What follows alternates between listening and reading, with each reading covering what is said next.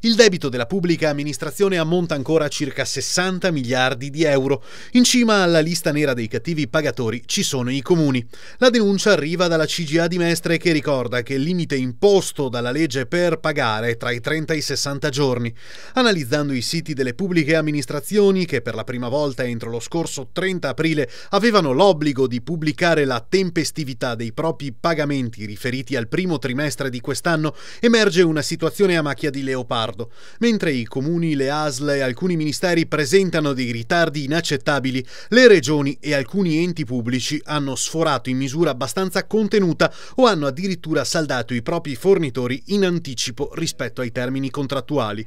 Tra i comuni capoluogo di regione la maglia nera spetta a Catanzaro, 144 giorni dopo la scadenza, poi c'è Perugia con quasi 90 giorni di ritardo, Roma 83 giorni e Venezia 65 giorni. Trento invece salda i pagamenti ai propri fornitori con quasi 23 giorni di anticipo rispetto alla scadenza.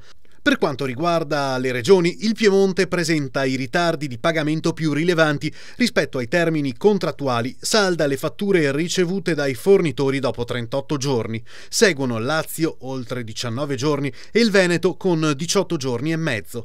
Di rilievo lo score del Friuli Venezia Giulia. Chi lavora per questa regione è pagato in anticipo sulla scadenza di 11 giorni.